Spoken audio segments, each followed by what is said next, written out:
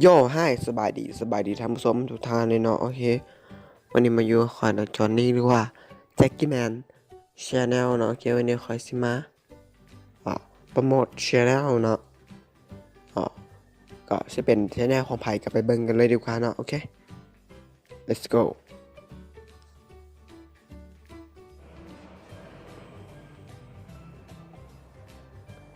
นี่เนาะเขาก็มาอยู่ในหน้าช่องของเพิ่นเลยเนาะเป็นช่องที่มีชื่อว่าช่องหรือว่าช anel ที่มีชื่อว่า social design เนาะโอเคนี่ก็จะมีคิดหน้าคิดหลังหน่อยนึงถ้าเข้ามาแล้วก็อย่าลืมที่มากดซับให้เขาเนาะกดซับแล้วก็กดถูกกระดิ่งนำนะเพื่อจะบ่พลาดคลิปใหม่ๆจากเพิ่นเนาะโอเคไปเบิ่งหน้าต่อไปกันเลยนี่เนาะก็เป็นคลิปแบบแบนเนอร์อย่างต่างๆเนาะนี่เนาะมีหลายแจ็คกี้แมนก็มี3-4ก็คลิปโอเคต่อไปเลยจะเป็นเพลงของเราประมาณนี้เพลงประกอบคลิปต่อไปช่องที่เขาติดตามเนาะคนที่คนที่เอ้ยผมชอบที่สุดโอเคติดคัดโอเคนี่ต่อไปนี่เป็นแรงบันดาลใจการติดตามของเขากลายเป็นจังซี่เนาะโอเค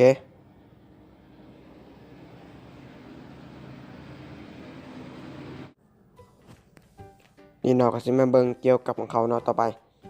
สบายดีค่อยซื้อโซเชียลดีไซน์ซื้อเติร์ดเด้อโอเคช่องค่อยทำเฮ็ดเกี่ยวกับโซคอสเห็นบ่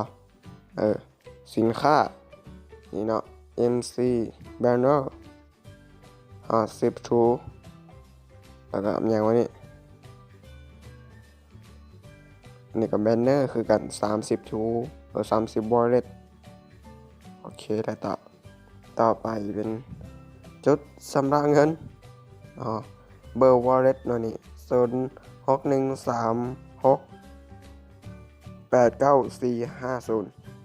โอเครหัสบัตรคือทางเฟซสั่งแบรนเนอร์ได้ที่นี่เนาะ FB เนาะ Facebook เติร์ดมีต่ออีกตามนั้นเลยแล้วก็แฟนเพจโซเชียลดีไซน์ช็อปมีเพจนำแล้วก็มีเพจติดตามอยู่เป้าหมายการติดตามเนาะนี่หน่อย100 200ตอนนี้เป็น200แล้วมันบ่ผ่านแล้วเนาะแต่เขา300ก็จะมีกิจกรรมซุมเฮ็ดแบนเนอร์คนเดียว400กับ2คน500 3 600 4 700 5 800 6แล้วก็900เน้นเอฟเฟกต์เอฟเฟกต์ส่วนหลายสิใส่เข้าไปแบบเท่ๆเลยเนาะ 1,000 อย่างบ่มีเอา 1,000 เป้าหมาย 1,000 ซุ่ม5คน5คนแต่ว่ามีเอฟเฟกต์หลายเนาะ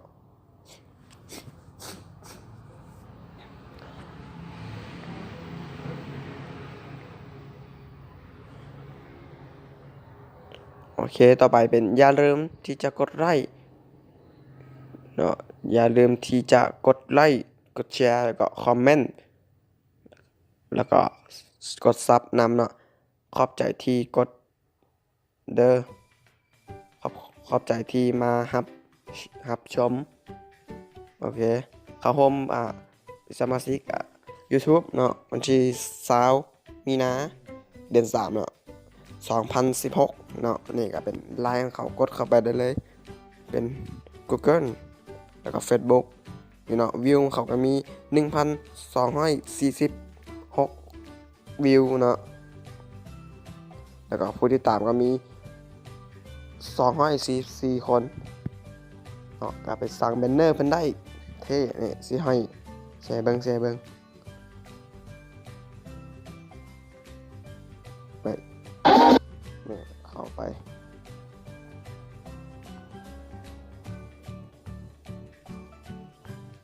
นี่เท่เลยต้องซื้อเลยเนาะแบนเนอร์ก็มีแบบหลายๆเนาะคักๆเท่ๆก็มีหลายโอเคนี่เลยแล้วก็นี่วิดีโอเพิ่นมี19วิดีโอเนาะโอเคถ้าเข้ามาก็มากดซับให้เพิ่นโอเค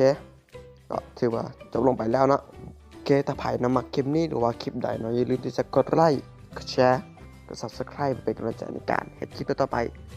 สำหรับมื้อนี้ต้องขอว่าสบายดีเจอกันใหม่คลิปหน้าเนาะ